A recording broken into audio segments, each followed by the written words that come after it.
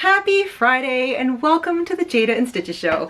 Today I thought we would discuss something that's kind of important for us crafters, and that is our crafty space. Whether it's a little nook, an entire room, or just a small corner of your bedroom, having a crafty space is very important when you want to make things. And since we are heading into the busiest season, it's the holiday season coming up on us, and also here in the Northern Hemisphere, the winter is coming. I thought now would be the perfect time to address creating the perfect cozy, crafty space for each of us. And today I've got 5 tips on how you can do just that. Number 1, cleaning up.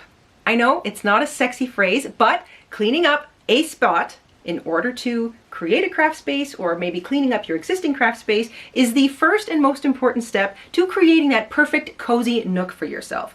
Cleaning up doesn't have to be boring or annoying or stressful either. You can put on some music, turn on all the lights, and just start to address your spaces in small, bite-sized chunks. I like to start with the table.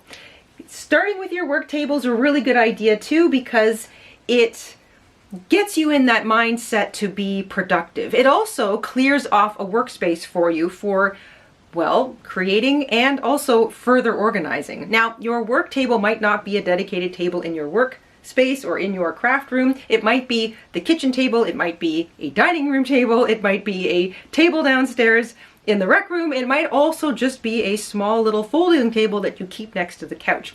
Either way, cleaning off this space is very important because you're probably going to use it for step 2. Number 2, sort your craft supplies. This is another good reason to clear off that workspace like I mentioned. This part is generally enjoyable, at least it is for me.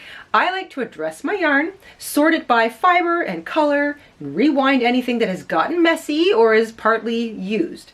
I like to find any loose buttons, beads, anything else I come across during my cleaning process that's out of place. It gets put back into the correct spot or gets its own brand new container. You tend to accumulate things over the course of a year. You might go out to Walmart or a craft store and find a handful of pretty new beads or a package of new buttons. It comes home, it gets out of the bag, and maybe it just sits on your work table or gets tossed kind of onto a shelf. When you come across these things, find a proper spot for it. Chances are, if you've already just, found a new package of beads or buttons, you're probably the kind of person that collects them in the first place. So make sure those beads go to their home. Make sure your buttons go to their home. And while you're in the middle of this organization process, this allows you to become refamiliarized with all the stuff you may already have. This is great, because that list of projects that you might want to get to for the holidays, like gifts and stuff, may be cheaper and quicker to get to because you may already have what you need or have something that fits the bill. So do not skip the sorting and organizing process because it will save you time and probably money too. Number 3, clean. Yeah, not just tidy up and clean, but actually clean. Again, I know, doesn't feel very sexy, but trust me, a beautiful smelling, clean, nice looking space is much more inviting for the creativity to start flowing than it is if you walk into a dusty, kind of dank, funny smelling room or a spot. So I highly recommend actually cleaning. Once you've tidied up and put everything away and done some organizing and sorting and everything's got back sort of into its little house, actually bust out the vacuum cleaner, the broom, the little dustpan, the Swiffer, whatever it is you use, do some dusting, get some cleaning done. The place will smell better, it will look better, and then when you finally sit down to get some work done, you will be far less likely to end up with crumbs and dust and hair and pet dander and any other little small debris that may have settled into your workspace over the last couple of months. That will not work its way into your projects. So you'll have a much cleaner project space to work in and a much cleaner project when you're finished too. 4, okay, this is the fun spot. This is the really important part. You're going to set up a cozy spot to work in. Now I know if you are lucky enough to have your own room, that's usually in your mind just, pulling the chair on up to the table and getting to it. That's fine. If it's comfortable, great. But I want you to think about making it cozy. This is, after all, the point of this video is about cozy. Being organized, being tidy, being clean, these are all aspects of being cozy, but the real part of being cozy is making that space as inviting as possible. So if it's clean and organized, that's nice for your brain, it's nice for your nose, but you want to make it cozy too. And by cozy, I mean, think about things like where you're going to set this little spot up. You know, maybe you want a new place. Maybe you need to change things up for your brain creatively. Maybe sitting at the table is fine, but you maybe want to get more comfortable and chill out on the floor. So maybe it's a spot on the floor. Maybe it's a spot in a favorite chair, or maybe you're going to bring an easy chair into your new nook.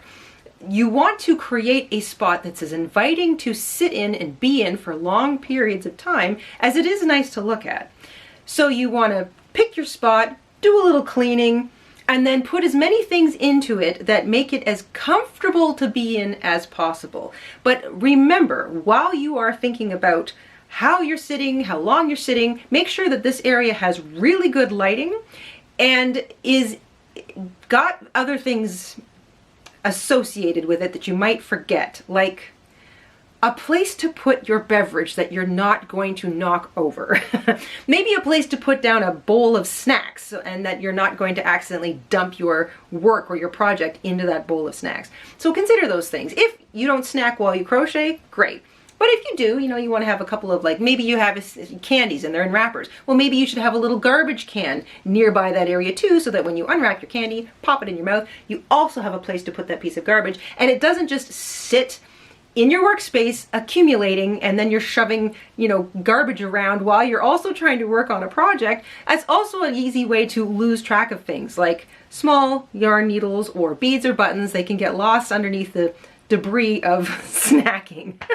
So while you're setting up this cozy little workspace, think about your workflow. Do you like to eat snacks? Have a garbage can. Have a little, you know, napkin or something nearby that has its own spot. Have a safe place to put your drink down.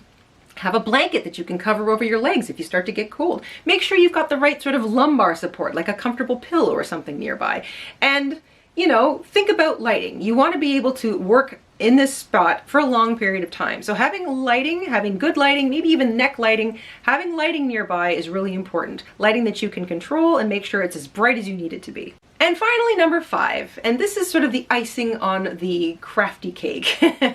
You want to consider your lighting, you want to consider music, you want to consider temperature. Now, I've talked a little bit about all 3 of those things, but in more detail, after you've done your tidying up, your sorting, your organizing, your cleaning, and you've created a little comfortable space to be in, make sure your lighting is as best as it possibly can be. You might want to consider one of those neck lights or a headlamp or something that just sort of helps to super illuminate the area where you're working if you don't have lamps that you can move around.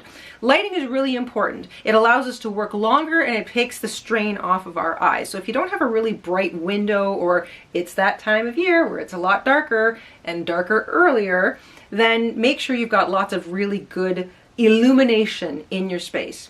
Music, that's that background ambient kind of thing. It's different for all of us. Some of us might like listening to music. Some of us might find that too sort of exciting.